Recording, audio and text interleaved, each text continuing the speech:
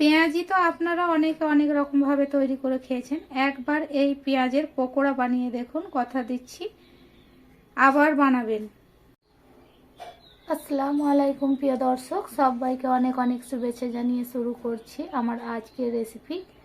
তো আজ আমি আপনাদের তৈরি করে দেখাবো পেঁয়াজের পকোড়া। তো চলুন দেখে নেওয়া যাক কীভাবে এই পকোড়া তৈরি করি। পেঁয়াজ পকোড়া বানানোর জন্য সবার প্রথমে আমি 6টি পেঁয়াজ নিয়ে নিয়েছি।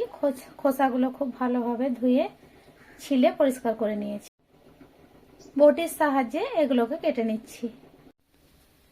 পেঁয়াজগুলো আড়াআড়িভাবে কেটে নিয়েছি, দেখতেই পাচ্ছেন লম্বা করে কাটিনি। তো এইভাবে পেঁয়াজগুলো একটু ছাড়িয়ে নেব।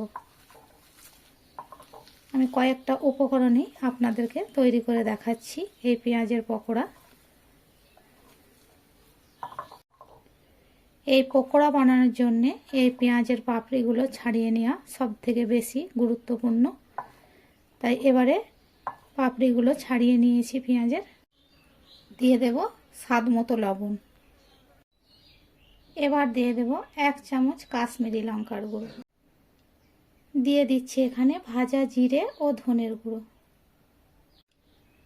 1/2 চামচ দিয়ে দিলাম। এরপর হাত দিয়ে খুব ভালোভাবে মাখিয়ে নেব।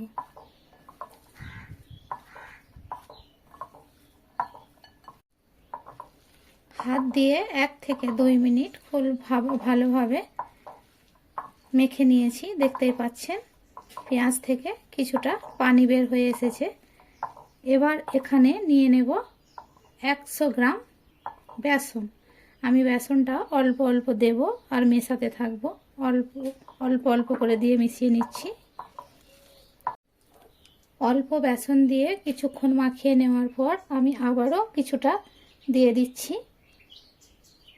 এখানে কোনো পানি ব্যবহার করব না। পেঁয়াজের যে পানি বের হচ্ছে ওতে এই পেঁয়াজের পকোড়াটা রেডি হয়ে যাবে। এবার বাকি যে বেসনটা ছিল সেটাও দিয়ে দিচ্ছি। ভালোভাবে মিশিয়ে নেব। ভালো করে লক্ষ্য করুন, দেখতেই পাচ্ছেন আমি কিভাবে পেঁয়াজের সঙ্গে বেসন মিশিয়ে নিয়েছি। আমার মেশানো রেডি হয়ে গেছে। ঠিক এইভাবে শক্ত শক্ত করে মিশিয়ে নিয়েছি। এবার গ্যাসের চুলা অন করে একটা কড়াই নিয়ে নিয়েছি। এর মধ্যে দিয়ে দেব রিফাইন অয়েল।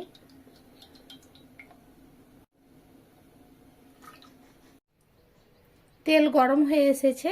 এবার অল্প অল্প করে নিয়ে তেলের মধ্যে ঠিক এইভাবে দিয়ে দিচ্ছি। আমি কোনো শেপ দেব না।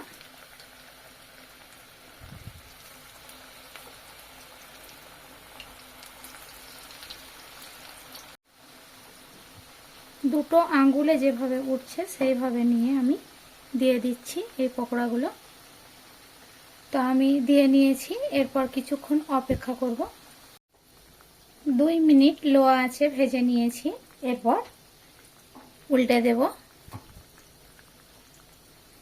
এটা হালকা আঁচে ভাজতে হবে, বেশি আঁচে ভাজা যাবে না, তাহলে নিচে থেকে পুড়ে যেতে পারে।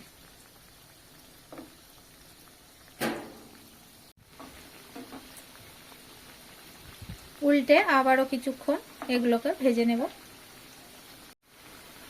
বেশ কিছু সময় নিয়ে উল্টে পাল্টে লাল লাল করে ভেজে নিয়েছি। দেখতেই পাচ্ছেন কালারটা কতটা চেঞ্জ হয়েছে। এবার এগুলোকে তুলে নেব।